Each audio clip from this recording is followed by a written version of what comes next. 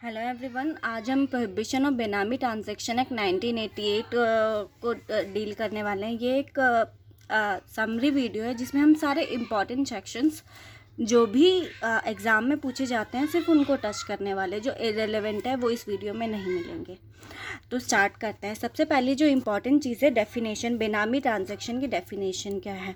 तो बेनामी transaction means any transaction या अरेंजमेंट। तो इसको हम सीक्वेंस में देखेंगे, जो सीक्वेंस में मैं पढ़ा रही हूँ उसी सीक्वेंस में याद रखना कि बेनामी ट्रांजैक्शन होती क्या है। कोई भी ऐसी ट्रांजैक्शन जो कि फिक्टिशियस नेम पर एग्जिस्ट करती है। मतलब एक मान लो मिस्टर श्याम के नाम पे एक प्रॉपर्टी है या फिर ट्रांजैक्शन हुई है, पर श्याम कोई इंसान है ही नहीं, ऐसा कोई पर्सन एग्जिस्ट ही नहीं करता। या फिर दूसरा जो कि ट्रांजैक्शन है जहाँ की ओनर है, जो भी उस प्रॉपर्टी का ओनर है वो अनअवेयर है और डिनाइड सच ओनरशिप। मतलब मान लो एक ओनर ने, एक मालिक ने अपने ड्राइवर के नाम पर एक प्रॉपर्टी ले ली। वो ड्राइवर अनपढ़ है, उसे कुछ नहीं पता, उससे जस्ट साइन करवा लिया या फिर अंगूठा लगवा लिया, जो भी कह सकते हो। तो जब डिपार्टमेंट को पता चला उस प्रॉपर्टी के बारे में, तो वो ड्राइवर के पास गए और ड्राइवर से पूछा। तो ड्राइवर साफ साफ मना करता है कि मुझे इस प्रॉपर्टी के बारे में कुछ भी नहीं पता, ये मेरी प्रॉपर्टी है ही नहीं। तो उस ट्रांजैक्शन को, वो भी बेनामी ट्रांजैक्शन में आ जाती है। और थर्ड टाइप ऑफ ट्रांजैक्शन, मतलब transaction where source of consideration is untraceable या फिर अननोन और अनट्रेसेबल मीन्स के पैसा कहाँ से आया वो डिपार्टमेंट के रिकॉर्ड्स में नहीं है। कह सकते हो कि ब्लैक मनी से खरीदी हुई प्रॉपर्टी है। फोर्थ पॉइंट में जो consideration is paid by one person and property is transferred in favour of another person. मान लो कि प्रॉपर्टी, वही मालिक और ड्राइवर का एग्जांपल लेते हैं कि जो ए है वो मालिक है, उसने कंसिडरेशन उसने पे करी है, पर रजिस्ट्री मिस्टर बी जो कि ड्राइवर है उसके नाम पे करवा दी है। तो ऐसी ट्रांजैक्शन ये भी बेनामी में आ जाती है। Fifth type of transaction way properties hold for benefit of a person, चाहे वो डायरेक्ट, इनडायरेक्ट, फ्यूचर, इमीडिएट, कैसा भी हो। मीन्स ऐसा ही है कि वो, ये एग्जांपल वही है कि प्रॉपर्टी रजिस्टर हम ड्राइवर के नाम पे कर रहे हैं, पर उसका जो बेनिफिट है वो मालिक इंजॉय करेगा। मतलब जो पर्सन जिसके नाम पर वो प्रॉपर्टी है वो बेनिफिट इंजॉय नहीं कर रहा, कोई और पर्सन बेनिफिट इंजॉय कर रहा है। पर इसमें कुछ एक्सेप्शन दिए गए हैं, 4 एक्सेप्शन। इस केस में चाहे प्रॉपर्टी किसी और के नाम पर हो, पर ओनर कोई और है, बेनिफिट कोई और इंजॉय कर रहा है, वो चलेगा। ये एक्सेप्शन है। मीन्स एचयूएफ के केस में कर्ता कर सकता है। और फिड्यूशियरी कैपेसिटी, मतलब कोई एलएलपी, इंडियन पार्टनरशिप एक्ट हो गई, उनके केस में उनका ट्रस्टी, पार्टनर, डायरेक्टर, ये सब इंजॉय कर सकता है। हस्बैंड के केस में स्पाउस और चिल्ड्रन हो गए, ये कर सकते हैं। और अगर जॉइंट ओनर है तो जैसे ब्रदर सिस्टर हो गए, लीनियर असेंडेंट, लीनियर डिसेंडेंट हो गए। असेंडेंट मतलब मैं, मेरे ऊपर के लोग जैसे पापा, दादा, और डिसेंडेंट मतलब मैं, मेरे नीचे के, जैसे मेरे बच्चे, उनके बच्चे। पर एक एक्सेप्शन और भी है कि जो property under section 53A of property, transfer of property act 1982 में वो बेनामी नहीं होती। 53A सेक्शन में वो प्रॉपर्टी होती है जहाँ हमने स्टाम्प ड्यूटी पे कर दी है, हमें पोजीशन मिल गई है, पर हमारे नाम पर अभी रजिस्ट्री नहीं हुई है। तो वो एक शॉर्ट पीरियड ऑफ टाइम है कि अभी वो तो है तो लीगल ही, तो उस केस में उसे बेनामी नहीं मानेंगे। अब एग्जाम्पल, अब इसमें अब डेफिनेशंस पर आ जाते हैं कि सेकंड डेफिनेशन है बेनिफिशियरी ओनर और बेनामीदार। ये दोनों इंपॉर्टेंट डेफिनेशन है, इसको हम एग्जाम्पल से समझेंगे। जिससे कि हमने एग्जाम्पल ए और बी का लिया था। ए है मालिक और बी था ड्राइवर। तो जो ए है कर रहा है, जो मालिक है कंसिडरेशन पे कर रहा है बेनामी प्रॉपर्टी के लिए, तो उसको और बेनिफिट वो इंजॉय करेगा, तो वो बेनिफिशियरी ओनर हो गया। और जो प्रॉपर्टी रजिस्टर हुई है वो मिस्टर बी के नाम पर हुई है। जो बी जो कि ड्राइवर है, उसे उसके बारे में कुछ भी नहीं पता, वो बेनामीदार हो गया। या फिर पता है उसको, उसके नोवन में या नोवन में जानबूझ के कर रहा है, या फिर उसे नहीं पता, वो बेनामीदार, जिसके अल्टीमेटली जिसके नाम पे प्रॉपर्टी रजिस्टर्ड है वो बेनामीदार हो गया। अब सेक्शन 3 पे आ जाता है प्रोहिबिशन ऑफ बेनामी ट्रांजैक्शन एक्ट। इसमें पेनल्टी दी है। अब एक ओल्ड लॉ था उसमें पेनल्टी अलग थी, वो हमारे लिए इररिलेवेंट है, हम न्यू लॉ की बात करते हैं।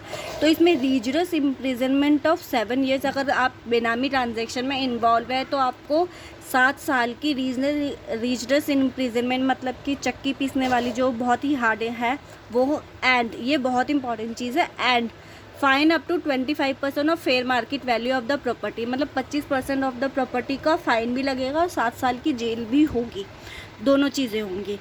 तो उसके बाद सेक्शन 4 में prohibition to right to recover property held as benami, मतलब सेक्शन 4 सीधा सीधा ये कहता है कि अगर हमने एक प्रॉपर्टी को, जो अथॉरिटी है गवर्नमेंट है, अगर उसने एक प्रॉपर्टी को बेनामी कह दिया, उसके बाद उस प्रॉपर्टी का बेनिफिशियल ओनर और बेनामीदार उनका कोई हक नहीं रह जाता, वो प्रॉपर्टी गवर्नमेंट की हो गई।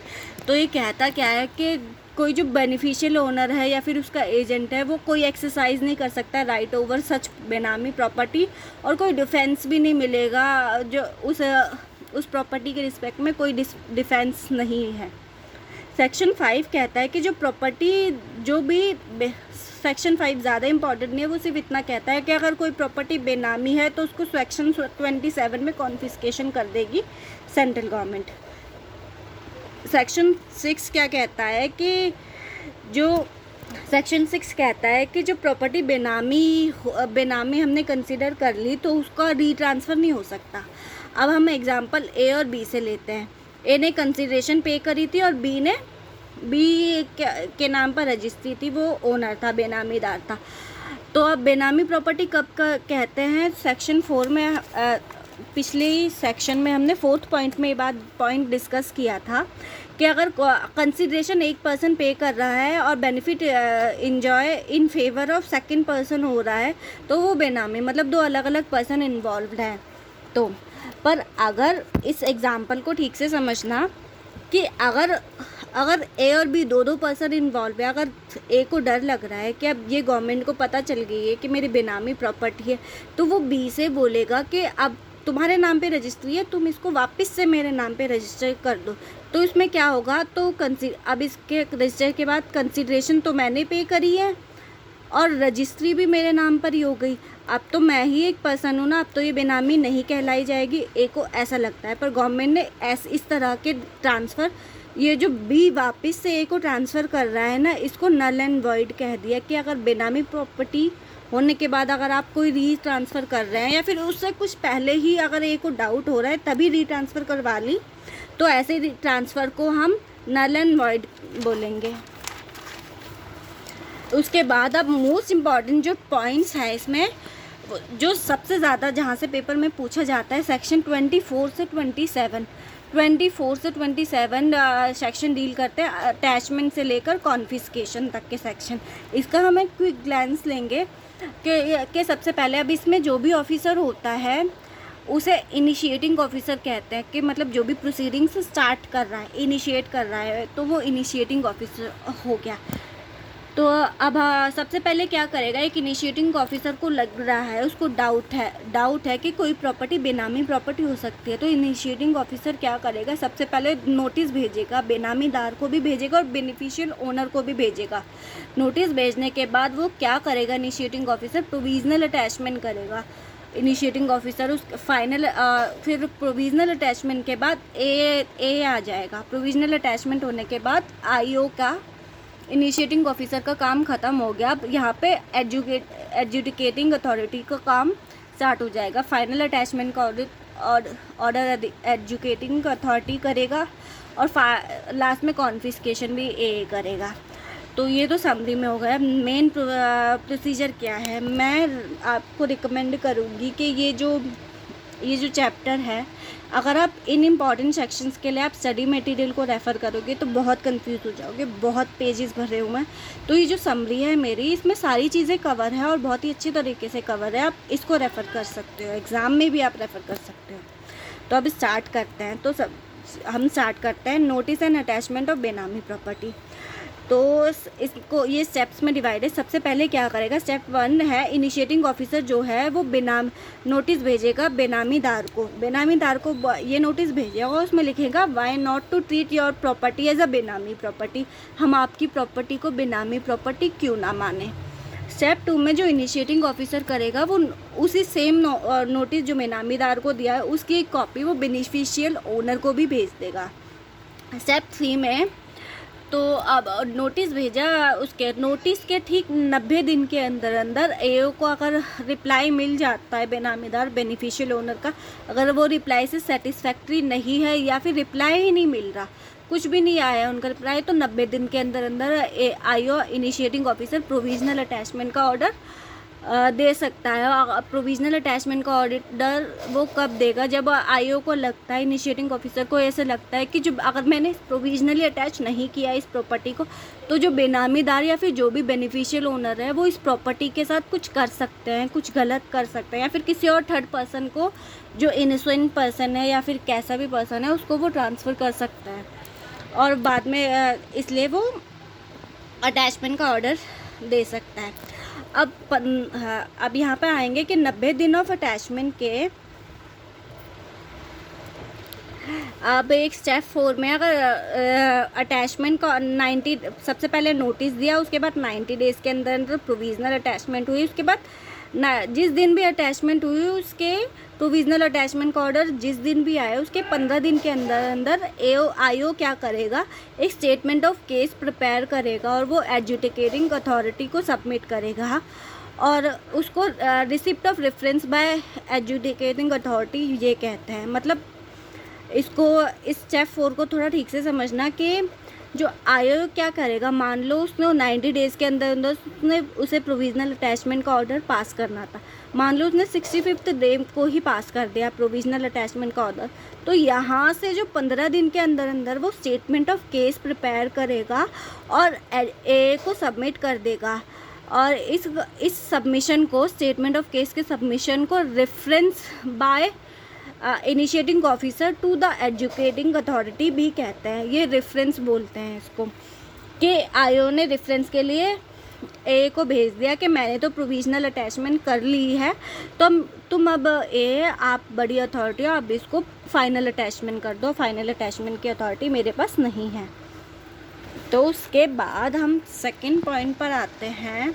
सेक्शन 25 क्या कहता है? सेक्शन 25 कहता है कि जो सबसे पहले नोटिस भेजा ना आईओ ने, वो नोटिस कैसे भेजेगा, तो जो इनिशिएटिंग ऑफिसर ने जो भी नोटिस भेजा है वो या तो वो पोस्ट एज अ पोस्ट भेज सकता है या फिर सम्मन बाय कोर्ट, सम्मन की तरह भी भेज सकता है।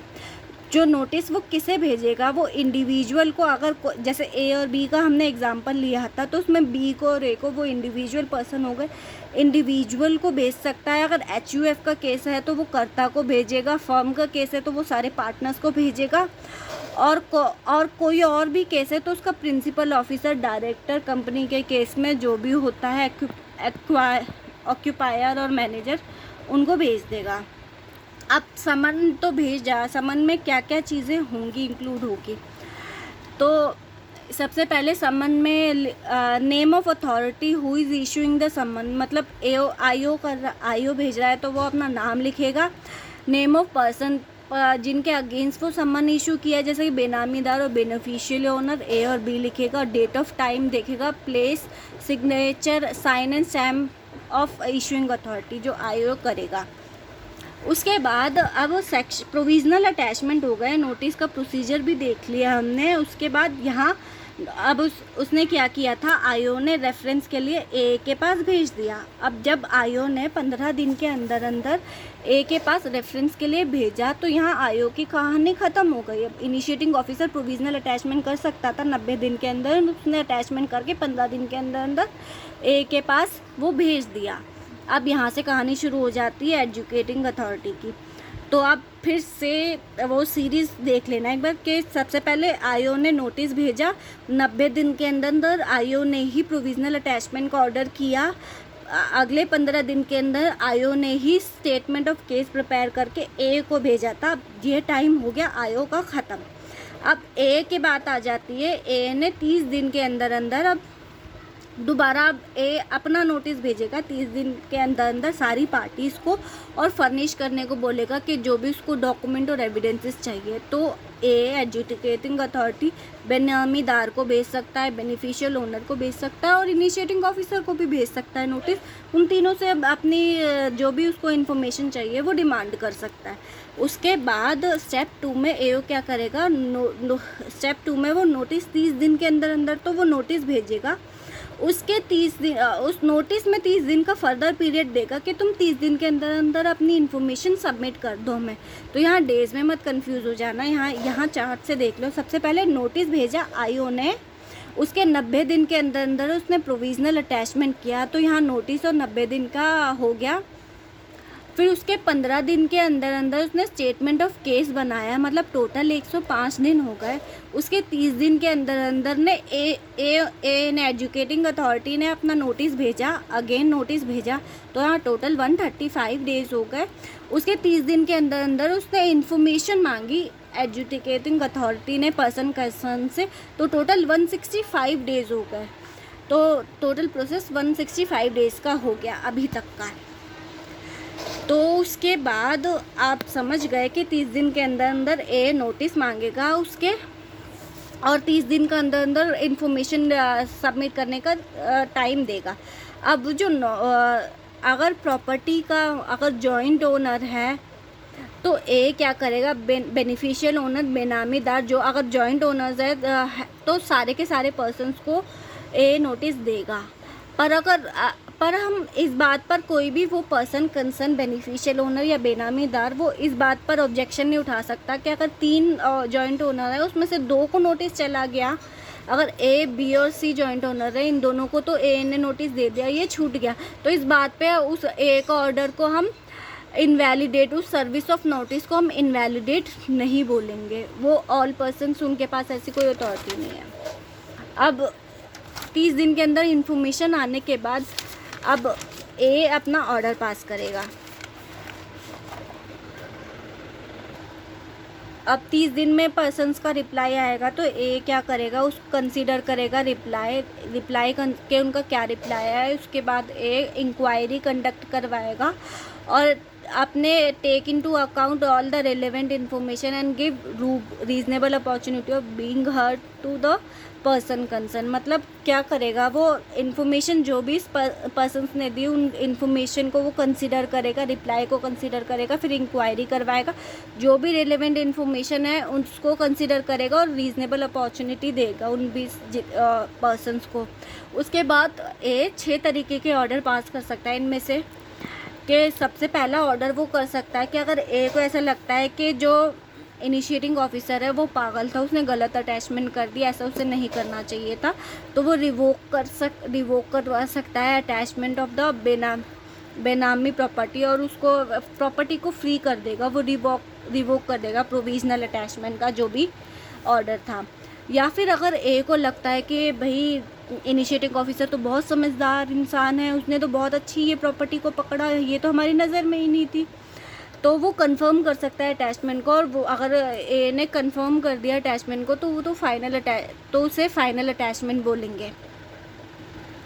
तो इसको आप लिंक करते जाना, आप प्रोविजनल और फाइनल अटैचमेंट, ये जो इनिशिएटिंग ऑफिसर ने जो प्रोविजनल अटैचमेंट का ऑर्डर दिया था उसको अगर वो कंफर्म कर देगा तो वो एजुकेटिंग अथॉरिटी, तो वो फाइनल अटैचमेंट हो जाएगी। तो यहाँ वही फाइनल अटैचमेंट की बात हो रही है। उसके बाद एक थर्ड ऑर्डर में एक को ऐसा लग सकता है कि पूरी की पूरी प्रॉपर्टी बेनामी नहीं है, उसका पार्ट ऑफ द प्रॉपर्टी बेनामी है। मान लो एक घर है, उसके 2 फ्लोर्स जो है वो बेनामी नहीं है, सिर्फ तीसरा फ्लोर है वो बेनामी प्रॉपर्टी है, तो वो बाकी के 2 फ्लोर को हटाकर सिर्फ 3rd फ्लोर को बेनामी प्रॉपर्टी मान सकता है। या फिर ट्रीट न्यू प्रॉपर्टी एज बेनामी हो सकता है।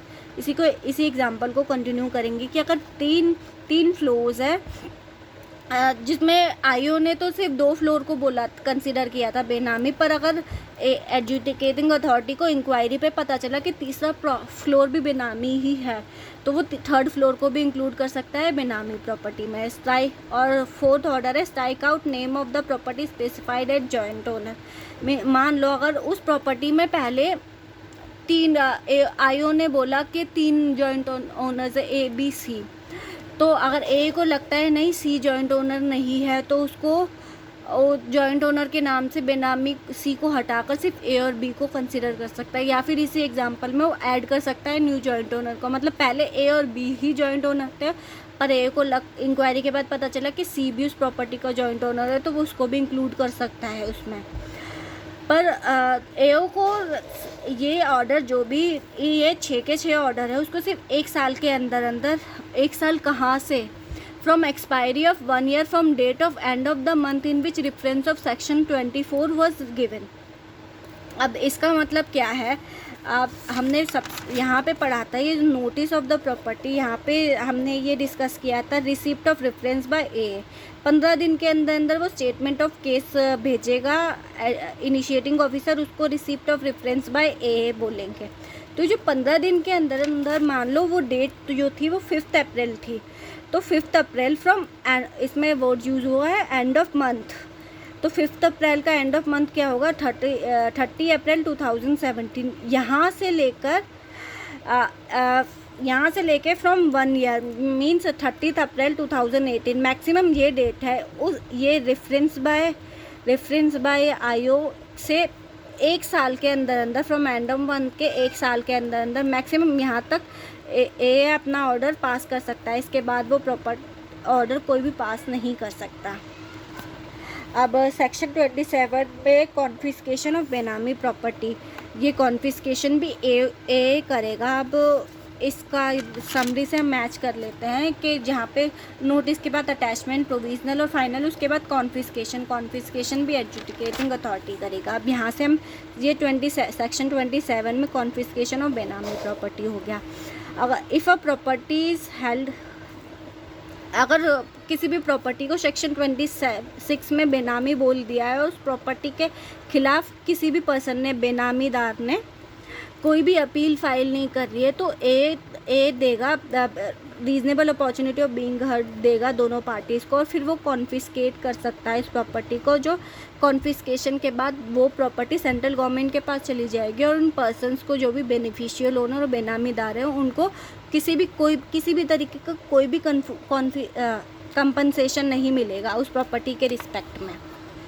तो हम नेक्स्ट पॉइंट पर आ जाते हैं कि जो भी ये कॉन्फिस्केशन है, एक एक्सेप्शन है कॉन्फिस्केशन की कि जो ए है वो कॉन्फिस्केशन का ऑर्डर नहीं पास कर सकता। तो ये एक्सेप्शन में ये कह रहा है कि अगर ए और बी है, ये ए क्या था हमारे एग्जांपल में, बेनिफिशियल ओनर था, मालिक था, और बी था बेनामीदार जो भी ड्राइवर था। अगर वो मालिक और ड्राइवर मिलकर एक पर्सन सी को पकड़ लेते हैं गुड फेथ में, और सी को ये प्रॉपर्टी ट्रांसफ़र कर देते हैं, और सी ये प्रॉपर्टी गुड फेथ में ले लेता है, सी को नहीं पता था ये प्रॉपर्टी बेनामीदार है, अब ये प्रॉपर्टी इन पोजीशन ऑफ सी है, तो इस केस में एडजुडिकेटिंग अथॉरिटी कोई कॉन्फिस्केशन का ऑर्डर नहीं पास कर सकता, क्योंकि अब ये प्रॉपर्टी गुड फेथ में सी के पास चली गई। अब कॉन्फिस्केशन होने के बाद सेक्शन 28 में मैनेजमेंट ऑफ प्रॉपर्टी कॉन्फिस्केटेड, मतलब कॉन्फिस्केशन के बाद प्रॉपर्टी सेंट्रल गवर्नमेंट के पास चली गई, तो सेंट्रल गवर्नमेंट है वो खुद, सेंट्रल गवर्नमेंट मोदी जी खुद तो आकर उस प्रॉपर्टी की निगरानी नहीं करेंगे ना, तो वो एक पर्सन को अपॉइंट करेंगे, तो उस पर्सन को एडमिनिस्ट्रेटर बोला जाता है। जैसे कि आईबीसी में एक लिक्विडेटर अपॉइंट होता है जो फिर मैनेज करता है और उस प्रॉपर्टीज़ को डिस्पोज ऑफ करता है, उसको जिस तरह से भी कर सकता है। तो एडमिनिस्ट्रेटर सेम वही काम करता है जो आईबीसी का लिक्विडेटर काम करता है। तो एडमिनिस्ट्रेटर क्या करेगा, वो सारे के सारे मेजर्स करेगा जो भी उसको ठीक लगता है, जो भी उसको डीम फिट, जो भी उसको ठीक लगता है कि वो उस प्रॉपर्टी को डिस्पोज ऑफ कर सकते हैं। जो भी प्रॉपर्टी कॉन्फिस्केटेड हो गई है, अगर वो इमूवेबल प्रॉपर्टी है मतलब उसका नेचर ऐसा है कि हम रिमूव नहीं कर सकते, इम्प्रैक्टिकेबल है, या फिर रिमूवल पे बहुत ह्यूज एक्सपेंडिचर आ रहा है। ह्यूज एक्सपेंडिचर का मतलब कि मान लो प्रॉपर्टी की वैल्यू ही 1 लाख है, पर उसको रिमूवल का एक्सपेंस 90,000 आ गया, या फिर मान लो 1.2 लाख हो गया, तो ये बहुत ज़्यादा एक्सपेंस इतनी की तो प्रॉपर्टी ने उसका रिमूवल का एक्सपेंस, ये तो इम्प्रैक्टिकेबल है। तो उस केस में वो उसी प्लेस पे जहाँ भी वो प्रॉपर्टी सिचुएटेड है वहीं पर मैनेजमेंट के लिए एडमिनिस्ट्रेटर वहीं पे सारे के सारे इंतज़ाम कर लेगा कि इसकी प्रॉपर्टी की हम यही निगरानी करते रहेंगे या देखभाल करते रहेंगे। या फिर अगर वो प्रॉपर्टी कैश, ज्वेलरी और या फिर अदर वैल्यूएबल है, इनके अलावा कोई भी प्रॉपर्टी है, तो जो उस एडमिनिस्ट्रेटर को वो नियरेस्ट गवर्नमेंट ट्रेजरी या फिर आरबीआई के किसी ब्रांच में, एसबीआई के किसी ब्रांच या सब्सिडरी में कहीं भी उसको डिपॉजिट करनी पड़ेगी। अब सेक्शन 29 में पोजीशन ऑफ प्रॉपर्टी, तो मीन्स अब सेक्शन 29 में अब वो एडमिनिस्ट्रेटर पोजीशन ऑफ प्रॉपर्टी मांगेगा। अगर कॉन्फिस्केशन का ऑर्डर, ये सेक्शन क्या कह रहा है कि सेक्शन 27 में अगर कॉन्फिस्केशन का ऑर्डर पास हो गया है तो एडमिनिस्ट्रेटर एक ऑर्डर, अगर एडमिनिस्ट्रेटर की पोजीशन में अभी तक प्रॉपर्टी नहीं आई है तो एडमिनिस्ट्रेटर एक ऑर्डर पास करेगा कि 7 दिन के अंदर अंदर तुम मुझे प्रॉपर्टी का, बेनामीदार से बोलेगा तुम मुझे प्रॉपर्टी, अगर मूवेबल प्रॉपर्टी है तो तुम खुद आके मुझे दे दो, मतलब डिलीवर कर दो। या फिर इमूवेबल प्रॉपर्टी है और तुम्हारा सामान जो भी अगर मान लो इमूवेबल प्रॉपर्टी है, घर है, फ्लोर है, तो वो फ्लोर हमें सरेंडर कर दो, वो घर हमें सरेंडर कर दो मूवेबल प्रॉपर्टी, और वहाँ से छोड़कर तुम चले जाओ। ठीक है। उसके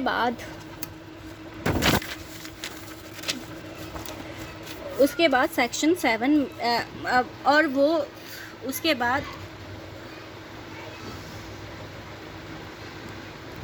बाद अगर कोई ऑर्डर 7 दिन के अंदर अंदर एडमिनिस्ट्रेटर का ऑर्डर कंप्लाई नहीं करता है बेनामीदार, तो एडमिनिस्ट्रेटर पुलिस की हेल्प भी ले सकता है और फोर्सफुली पोजीशन ले सकता है उस प्रॉपर्टी का। मतलब सबसे पहले वो बोलेगा प्यार से तुम खुद ही मुझे दे जाओ, अगर तुम नहीं दोगे तो मुझे तो लेना आता ही है प्रॉपर्टी को।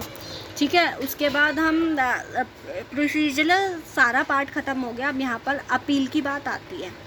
अब अपील, इसमें पार्टीज 3 इन्वॉल्व थी, एडमिनिस्ट्रेटर, एडजुडिकेटिंग अथॉरिटी और इनिशिएटिंग ऑफिसर।